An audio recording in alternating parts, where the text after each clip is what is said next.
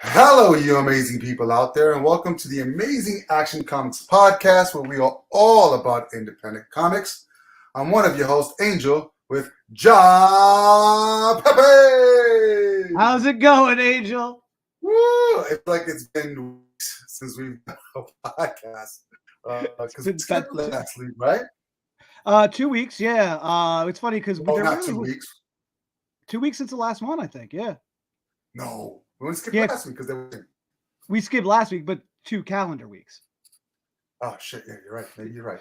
But yeah, because it's funny because there really wasn't enough books last week for us to really feel like we were going to have enough to review, and so we canceled it on Wednesday. And it turned out I had another internet problem on Thursday, so I couldn't have done it on Thursday anyway last week. So that was that was interesting that worked out. Yeah, you need to move, bro. Well, apparently the new battery that they put in after the last one got knocked out by that truck or whatever, just crapped out. It was like a brand new battery, backup battery in the basement, and just crapped out. So I had to have a technician come and replace it. Yeah. I don't know. Unnamed wireless internet provider is just not always good. Yes, that's how it works. All right, guys, welcome to another episode of the Indie Comic Review. This is episode 112. We do have a couple of books for you this week. So, but before we hop into that, I know that John, you have some news that you want to share with us. And I got some stuff that we're going to share as well before we get started. We've got two books for you this week. It's going to be really super light, but I think it's going to be a fun week. So yeah. All right. What do you got? Well, first and foremost, thank you for being fully comfortable with calling me John and not Phil. You don't have that hit anymore. Taking me so much willpower. It's like saying the F you or motherfucker word. It doesn't feel right. But here's where we're at now. I get surprised now whenever you say John. You're smooth, and I'm like waiting for Phil, and it's so I get confused. So you're calling me John, and I'm like, oh yeah, me. So anyway, I'm gonna wash my tongue out after this anyway. Go for it. So So look, you know what? It's 4th of July weekend, so happy Independence Day, everybody. And a couple things I just wanted to talk about really quick. First and foremost, I mentioned a couple months ago that I was going to have Yankees impresario, we'll call him, baseball historian Marty Appel on, and that never happened. It's happening tonight, actually. So I'm doing a very special Thursday night episode of the Pep Talk with Marty Appel, former PR director for the New York Yankees during the dynasty in the late 70s, has written Pinstripe Empire, one of the best books on the history of the Yankees, great biography about Casey Stengel. We're going to be talking about his new book, Pinstripes by the Tail, half a century in and around Yankees baseball. Awesome. So so that'll be live tonight at 9:00, and then it'll be archived thereafter. I will definitely have the link on my one social, which is the Facebook. And then if I can remember, I think at least on the YouTube, I'll pop a link on that at some point in the next couple days. So if you are interested in baseball and talking to a guy who really knows baseball, not Batman, but that guy, Marty Appel. That's going to be a really fun show. Marty could only give us about a half hour, so I'm backing him up with one of my really good friends, Matthew Demick, who is a huge Yankee fan, and I refer to him as a real-life Zelig.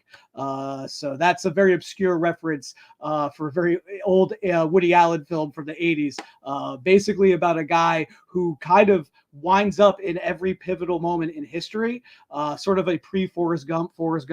But yeah, so Matt has met a ton of extraordinary people, both in the Yankees world and beyond. So he's going to be really fun to sort of talk about what Marty talked about, and then we're going to riff a little bit after that. So it'll be really good. And then I have another episode this Sunday of the Pep Talk, July 2nd, with another good old friend, Brian Scambati, who is an actor. And we're going to talk about his actor's journey from, deciding to become an actor, being a journeyman actor, and now being a teacher. But if you watch The Blacklist, it's a show, I think, on NBC with James Spader, tonight's episode, directed by Andrew McCarthy, no less, actually has my friend Brian in the episode tonight. So I have never seen The Blacklist, but Brian has been in enough shows that are very popular that I've at least watched one episode of because he's been in them. So yeah, tonight on NBC on The Blacklist, you'll see Brian Scambati, and we'll talk about that on Sunday on the Pep Talk. Nice. That's about it. Other than that, I don't know if I mentioned the last couple months I've been feeding the stray cat. We've been feeding the stray cat in our backyard. That one stray cat has now become 6. So we have a family of kittens under our porch right now. That the mom is doing well, really taking care of them.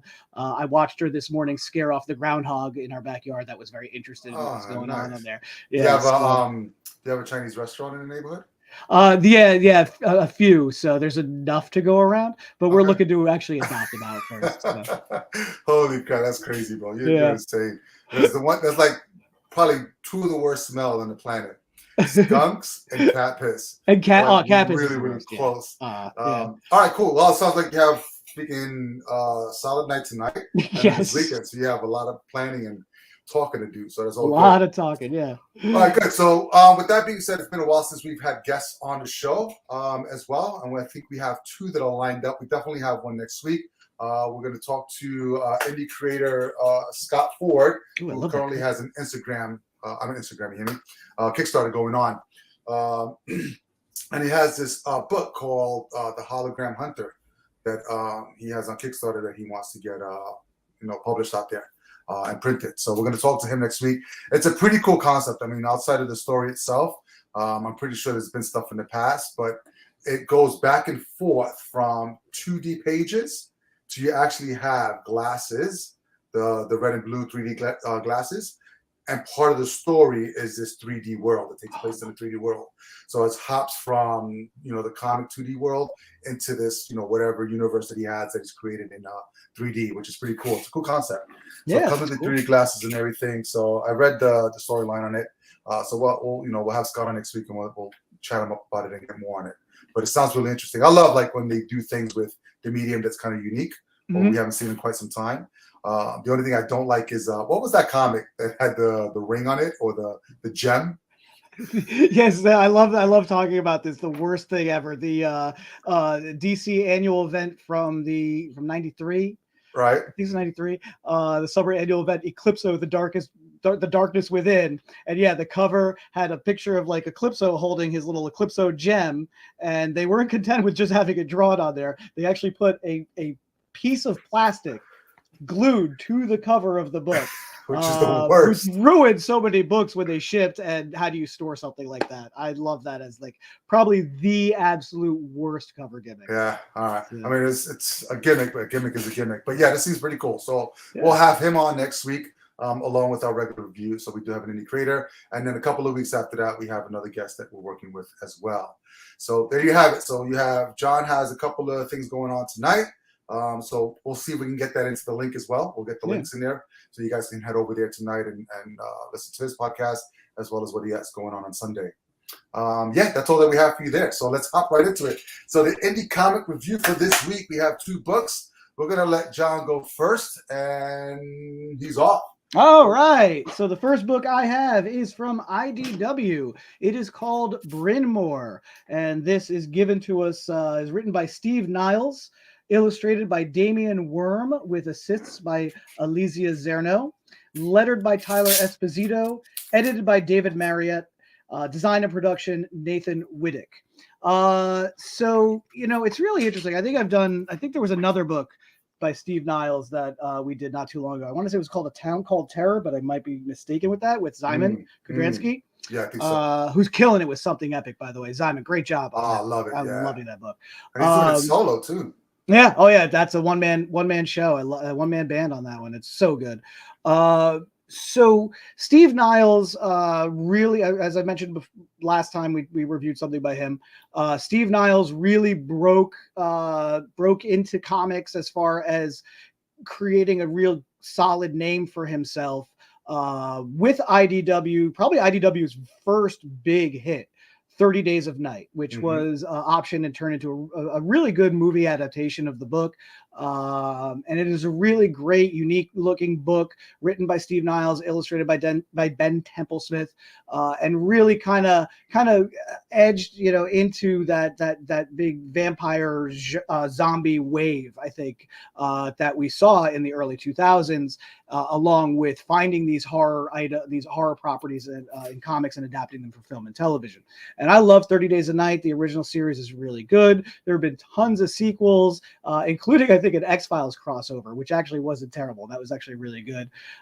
So that was a great and very unique thing. And I've liked a lot of what Steve has done since then.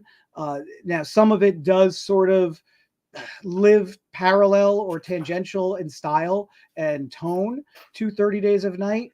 But Steve Niles is such a really good writer because he's not overly wordy, and he really gives you, the information you need to really digest what's going on. And the way he does disseminate information is great. I think he's perfectly paced as far as his writing goes. And BRYNMORE #1 is no different. So we basically have a protagonist who has just been through a divorce, and he's got a teenage daughter who is, the mom got custody. And he goes back to his ancestral island off the coast of North Carolina. Basically, this was a land that was, founded and settled by his ancestors, by his family. But he is so far removed from that that he's very much an outsider in this town, specifically in this town and on this island, I believe.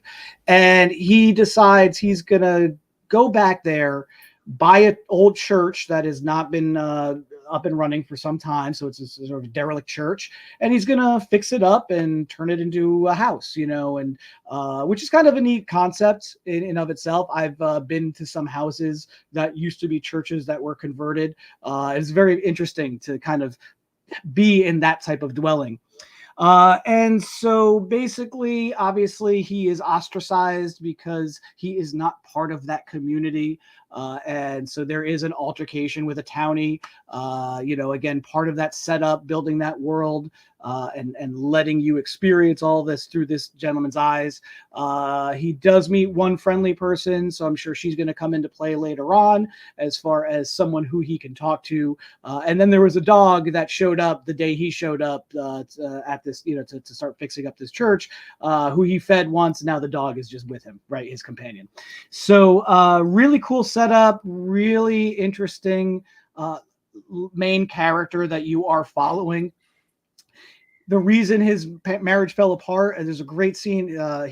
Earlier he talks about how his marriage fell apart because he got it. He wasn't a present husband. It's not that he was abusive or violent towards his wife. He just wasn't there. And part of why he wasn't there was because of his addictions, his alcohol and drug addictions, which he is now recovering. And there is a great scene in this book where a lot of stuff is just sort of getting to him on his first day in this town. And he goes and he drives to the liquor store, and he just sits outside of the liquor store and for several panels, and you can really get that sense of his struggle. And then he just goes, no, and he drives away. And I thought that was really cool.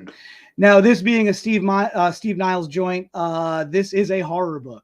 The horror elements are very subdued in this first issue, and you really get a taste of it towards the end of the first issue, as he decides, instead of losing himself in the bottle, he's going to lose himself in the work. And so he goes and he just starts throwing the pews out, starts gutting the church, and then finds a secret passageway under the altar in the church that has something down below in the basement of the church. And that is a really cool hook, and it's a great way to sort of end this first chapter.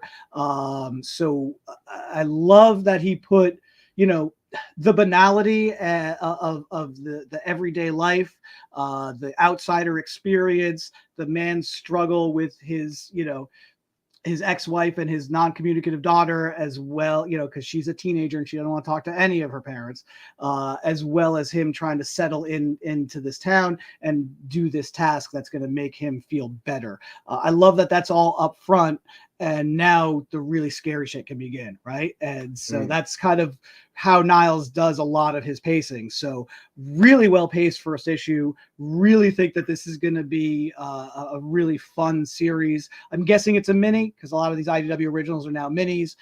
Steve Niles also mainly doesn't do a lot of like super long story arcs too. So really looking forward to this. I really love the artwork that is given to us by Damian Worm.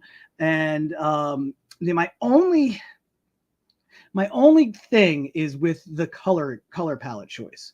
So I've noticed a lot. I know you watch a lot of the DC animated movies, and you know how in the last 10 years or so, there's sort of like this weird hazy filter over all of the. If you go and look back at like animation from like the 90s and early 2000s, like look at Superman Batman Public Enemies, but then look at something more recent. It has this weird haze over it, right? And it blurs the crispness of the image. It's like a soft filter on animation. This does a very similar thing with the color palette, and in some scenes it works. Like when you're pulling into that island and you see, you know, this double page spread of what, you know, what he is seeing as he's coming into this island in North Carolina, and the way the sky is colored, I mean, it's beautiful, it's gorgeous. However, there are some scenes in this book where it is a little too dark for the line work that the artist is doing. And it's a very similar color palette that Ben Templesmith was using for 30 Days of Night. And if you know Ben Templesmith's art, it's very scratchy, sketchy, and dark, and it really lends itself to that art style. Damian Worm's art style is a little more of a traditional comic book style. His faces and figures are very a little Todd McFarlane in my mind, in the way that he just draws faces and body types, not like action Todd stuff, but like conversational Todd stuff. And so I felt that in some of these scenes, a little bit more of a lighter color palette, a little bit less of that filter, making it less of Ben Templesmith and letting Damian Worm's actual, you know, art line style really shine through. I felt would have been, in my opinion, a better reading experience, a very visual reading experience. That is a very minor quibble on what is actually a really good comic. So you enjoyed it? I really enjoyed it. Best comic book ever. Well, no, but really good pick this week. I really liked it. All right, cool. All right, so BRYNMORE, guys, from IDW. Check it out if you wish. All right, so moving on. So I have the next and final book.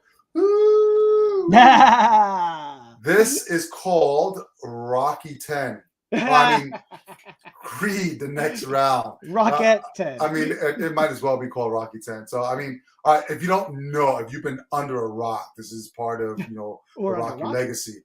And I'm going back and I'm doing some research, right? And I'm like, all right, Rocky's been around since 1976. That's when the first movie came out, right? So this is not Rocky, but this falls off of it. This is part of that whole universe that Rocky, you know, started off and built. And it's funny how a lot of these things, including Star Wars, was never meant to go beyond, you know, that first movie. And here you have 90,000 Star Wars movies and offshoots. It just goes to show that when you have something great or something that, you know, that almost feels tangible to people that they can relate to, that you can just kind of get it going on forever. And I think Sylvester Stallone, when he did Rocky, just hits so many emotions tonally.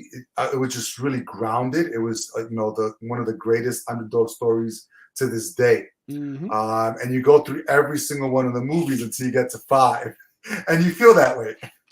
And then you get to 5, and you're like, "What the? It made a turn." But we're not going to go into that because that's going to be a tangent. And you know what? It is what it is. Most people don't enjoy 5, but I will tell you this: if it's on the screen on the TV and it's playing on just regular on by itself, I will let it play, and I probably will watch it. So yeah, and then we go into his final, which would have been Rocky. That was his Rocky Balboa. Yeah, Rocky Balboa. Yeah. I love that movie. That movie's great. Yeah, exiting out of there, and then we get into the Creed universe and the Creed trilogy that we had right after that, and it was really good because the segue was, you know, this is Adonis Creed. This is, you know, the love child of oh my God, what is his name? Apollo Creed. Apollo Creed. Yeah. Yeah. So the mother that's in the movie is not his mother. That's his stepmom or whatever it is. Ah, I didn't know Is that that. right? Yeah. I think it's a love child, isn't it?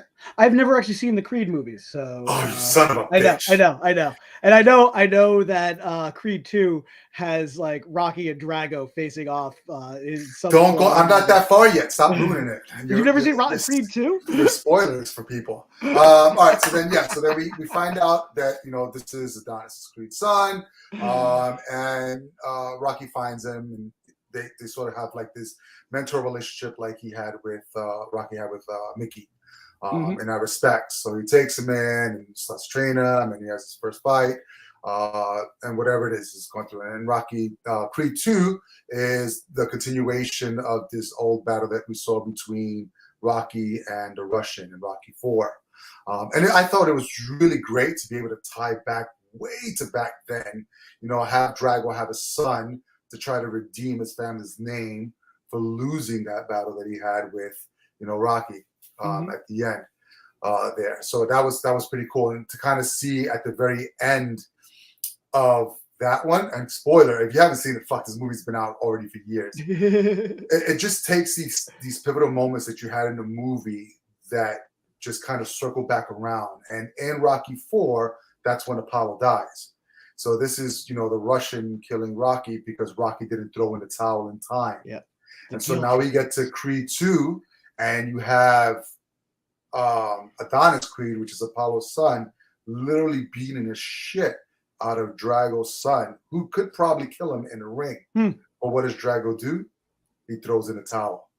So there's this great symbolism that happens between that first Rocky 4, or that first encounter between Drago and Rocky, to what happens in Creed 2. So if you're going from Rocky 1 all the way through until Creed number 2, there's so many differences in the movie. It just feels like it's adding on to each legacy. It's not repeating the same thing, even though the stories are all based around what's going on in the ring. It's what's outside to the characters. And then we get to Creed 3, which is sadder unto itself, because this is the first one that we don't see Sylvester Stallone in. And from what I'm understanding, and I may not have the whole thing right, is there was some discrepancies with, I think, one of the producers, because I didn't know that that Sylvester Stallone didn't own the rights to Rocky. Right. Yeah. So that was signed away in 1976 when he sold the script. So that's a done deal, kind of thing. So I think it's kind of bounced around, and this one producer was just like, I guess they were at heads, and they were like, nope, we don't want him on the movie, whatever it is. So it was just really weird to have that kind of dynamic where you had really good first 2 movies with them in it, and just they hit it off, and it was a really good dynamic, of mentor and student, like uncle and nephew, because that's kind of like what he was calling them uncle, in that respect. And then to have him not in the third one, and it almost be like a Rocky 3 with like Mr. T. Kind of thing, but this was more like someone that he grew up with, and they had a falling out. He went to jail, come back, and then you have their rivalry, and then obviously he's winning. But this is where we get introduced to his daughter, Amara, in Creed 3. So with Creed, the next round, by Boom Studios, we're going to get the continuation of that story, which is 10 years later from the movie itself. So this is going to be Amara grown up, and it takes off from there. So like this is Adonis's daughter? Correct. So she's the granddaughter of Apollo Creed. That's correct. Gotcha. Okay. Yeah. And then we get some more family members that are thrown into the mix here, which is kind of funky. I like it. So Creed the Next Round from Boom Studios. You got writers Latoya Morgan and Jay Jameson. Art by Wilton Santos. Colors DJ Chavez. And letters by Ann World Design. So yeah, so if you're familiar with it, they did have a daughter. I think she was pregnant in 2, and then the daughter was born in 3, and she's a lot older. I believe she's in her probably 10, 11. His wife, who I forget her name at the moment, was a singer, creative talent. She does her own music and stuff like that. Slowly losing her hearing. So she has a disease where she's losing her hearing. They have a kid. The kid is actually born deaf. So Amara is born deaf. So here we see her 10 years later, and we see Adonis actually training his daughter. And it's one of these things where it's funny because as a dad of a daughter, I can relate to a lot of what's going on in here. So basically, you have his daughter who's really, hard-headed like he is, wanted to do all of these things that he did when he was younger, but as a father, all he wants to do is protect her. So she is fighting, but she's being fed sort of like what she feels are these easy fights. So she doesn't really have to work that hard to beat these guys. So she ends up playing a lot in the ring. And her father wants to be a little bit more disciplined before she actually gets, somebody who's going to be really competitive, because he doesn't want her to get hurt. So there's this fine balance of, training her, wanting to protect her, letting her do this because she really wants to do this. It's not him pushing the fighting on her. She wants to pursue this. And it's really interesting what they did when they portrayed the sign language. In this, they actually call it something different. I think it's called, let me see if I can find it real quick, if I'm not mistaken. They put it off, and it was, it's called signing in Basel, which is Black Sign Language. So there's like culturally different dialects in the language that they use when they're signing, which is cool. But when they're signing, they actually have a speech bubble that has sort of like the universal sign language. So you know that they're signing and they're not speaking. And it's also a lightly different color. So you know when they're signing to one another, and then you know when they're actually talking out loud, because Adonis can actually hear and talk. The mom, because she lost her hearing, can actually talk, and the daughter just signs for pretty much the entire thing.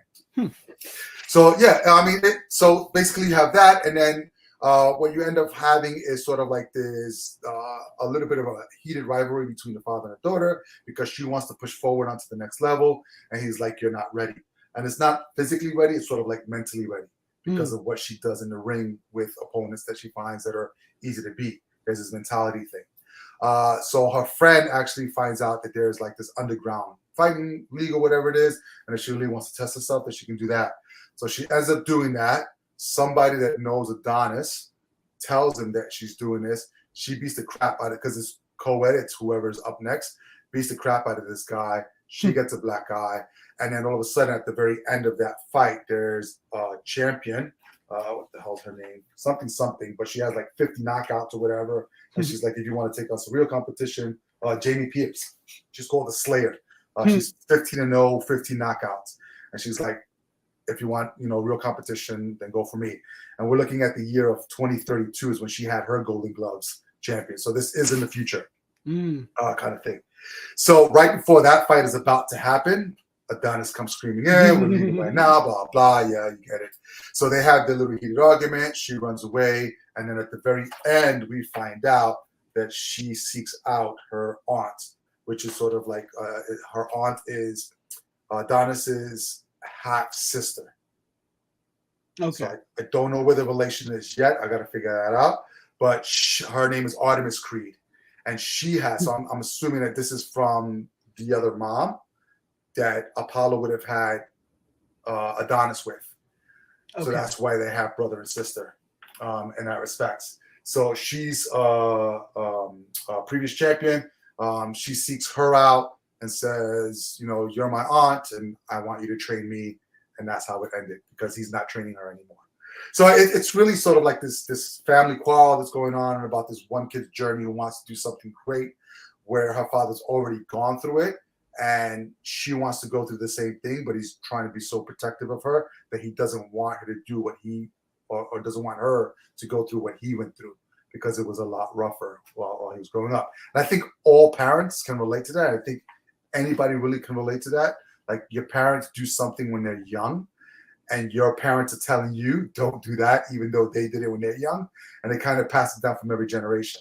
So every generation, has their hiccup, their mistakes, their failures, whatever it is that they're doing, whatever people think that is, scrupulous or dangerous. And the parents are there to say, don't do that, even though when they were young, they probably did that, if not worse. So it's just funny how we can kind of see that cycle in that comic, and it just kind of made me smirk, here and there. I'm like, holy shit, I'm gonna have to deal with this. Holy crap, I'm dealing with this right now, kind of thing. So there is sort of like this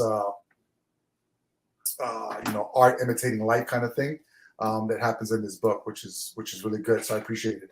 And if you've seen the movies, then a lot of already what's in the movies, there's context in the movies that just takes on from there. We're just being introduced to new characters from this Creed universe. So it'll be interesting to see if the next Creed movie kind of revels in this and pushes for her, because I think, going 6 movies with Adonis is probably not the likely thing to do. Now that he has his daughter, and you saw sort of like at the end of Creed 3 that he was training her, that she may be the next part of that journey. And there's not a lot, if you think about it, in regards to IPs that have been around for a long time. I mean, we're looking since the 70s. So you can name probably just a few off the top of your head, right? You have, now you have Rocky. You have Star Wars, which was in the 70s. Star Trek. James Bond. 60s. Yeah, James Bond, 60s. Yeah, I mean, these are longevity franchises. Right. And so there's a formula that needs to be hit in order for that longevity to occur and for it to have that shelf life. And if you think of every single one of those, they're different genres. You have sci-fi, you have action adventure, you have espionage, you have, with Rocky, you would have almost like sport genre, boxing, sport genre. Yeah. But there's something innate in each one of those genres that people relate to that allows that longevity to happen, and it's in every single one of the movies, and it hits it tonally. Like in James Bond, you know what you're gonna get when you go to a James Bond movie. You're gonna get a hot dude, hot chick, crazy gadgets, and explosions. That formula just works over and over and over. If you go to Star Wars, you know you're going to get the Force and some kind of like whatever battle between the good and the evil. Star Trek, it's funny. I was listening to this, I don't know, it was some woman talking. She thought that Star Trek and Star Wars were the same exact thing. And then you can see people in the background rolling their eyes and stuff. And where, Star Trek is a space genre as well. It's so different from Star Wars. It's not more cerebral, more true science fiction, possible hopeful future for humanity, rather than Star Wars, which is a fantasy dressed up in sci-fi trappings and more of an adventure. Correct. And I think you hit the nail on the head. It's more cerebral. So there's a really thought process behind when you're watching those movies, which, you know what? I almost put on Star Trek 2, The Wrath of Khan. Do it. The other day. Do it. I can't pull the trigger on that. I don't know if I want to waste 2 hours of my life. And where you have Star Wars, which is sort of like this big epic fantasy, and there doesn't have to be a lot of, really in-depth story and heart there, even though we had those first couple of episodes were actually like that. But it's just a lot of, I would say it's like the James Bond of the sci-fi genre. Yeah. And then where you have Rocky, where, this whole Rocky genre is really just about a lot of internal self-revelation as well, trying to overcome these different parts of your life. And if we look at from Rocky 1, him trying to get out of whatever situation that he was in, just being, this collector for the mob, to being this underdog, to be given this chance to be an underdog for, to be a heavyweight champ. We get it. The second, story is the same thing as, was the first one a fluke? So the second one is, was it really a fluke? And the third one is where he actually has to face his own fear of another man because he's really scared of him. So he has to overcome that. Then 4 is seeing his friend die and overcoming that along with the next power. And then 5 was just when it down over that because of street fight. But there's always something to overcome, but he's growing and learning over each one. And I think that's where that formula hit. And when Creed hit, it's the same thing. And now we see it regurgitated here through another person, which is his daughter. So I really dug it. It's a 4-issue mini, so I'm going to write it all the way to see how it goes. I don't know if there's going to be, sort of like this $1 million baby moment, which I would love for it to happen. So whether it happens to somebody in the family or it happens to somebody that's close, something that where the stakes are really, really high, that you can't come back from, that you have to move through and move forward from. I don't think it's going to get that way, but I'm going to give it a shot. I liked it. So, if you guys watch the movies, you'll be right up on there. Creed from Boom Studios. Check it out. So a couple things about the book. So if one were unfamiliar, let's say someone hadn't seen the Creed movies, right? Maybe hadn't even seen the Rocky movies. Is this accessible enough as an entry point to maybe Yeah. get somebody to go back and check this stuff out? Yeah, because it's just going to be a story about an ex heavyweight champ who's training his daughter. Yeah. And I respect there are some references, I don't think to Rocky itself, but kind of to like his past bouts, but you don't really need to have that because the story's not really about him, it's about her. Right. And she was only introduced in 2, and we really don't know anything about her, and this is her future. So we're looking at 10, 15 years in the future. Yeah. In I respect. So yeah, you can hop into it. The color palette's great. The art's great. I mean, the likenesses are pretty cool. I'm not usually a big fan of like likeness of real people. So it's not 100% spot on. It's almost like an imprint or a reimagining of them. But you can tell that it's them. So it's not like a lifelike representation. It really is sort of like a cartoony representation. So I really appreciated that. And how is so it's an underground boxing, right? Not underground mixed martial arts. So it is strictly boxing that they're covering as far as versus competing. Correct. Yeah. And how is the boxing portrayed in the comic? Is it yeah, good? So the action, so the artist did a really good job with the action and portraying the actual movements of a boxer, sort of like the hits, and then the action and the way the action plays from like left to right and zigzags all the way down when they're in these action scenes. So like if you look here, I don't know if you can see it.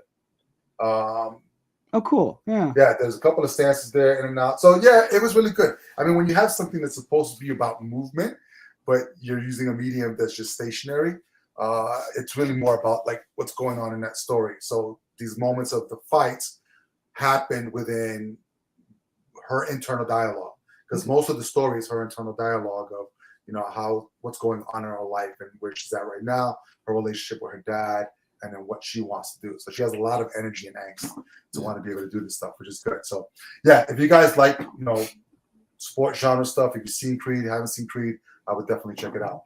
And one of the things, it's funny how you talked about the Rocky saga, and from what I know about the Creed saga, one of the things that I love about Rocky is how his success through the course of the movies. And the one thing I like about Rocky V is how his success affects him, right? Mm-hmm. So, he's the mob enforcer in the first one. He gets some fame and notoriety in the second one from the fight in the first one. And then, my favorite scene is where he goes to shoot the commercial. And he can't even read. He can't say that. It makes me smeal mainly, and the director gets frustrated. Like I love how he buys the jacket with the tiger on the back, and how he buys that collar for Butkus, and how all he just like how it slowly changes Rocky over time, so that by the time you get to the third and fourth, I mean he's living like a rich man, right? And he's not used to that, but he settles in. And then what I did like about Rocky V was that it brings it back. Like he loses that money, and now he's back to where it was. And that's why I think, and that's like the only good thing about Rocky V. And then and by 6, you kind of see how he is settled into being an old man, running his restaurant, sitting there telling the old glory days stories and things like that. And then also on top of that is Rocky's growing relationship with his son throughout those movies. So I love this idea of how they do Creed's daughter and how that kind of tracks where in the second one the mom is pregnant and like by the end the kid is born, and the third one you see the kid as a kid, and now this is sort of that next step. And I love the big difference because Apollo's son Adonis went into boxing, and now Adonis's daughter is going into boxing, whereas Rocky Jr. wanted to get as far away from that as possible. And so I thought, and then comes together with his dad for that last one. But like, yeah, I think that that's real. What I love about that is the familial aspect that we see in the Rocky saga and now in this Creed saga. And I think this is a great idea of doing this as a comic.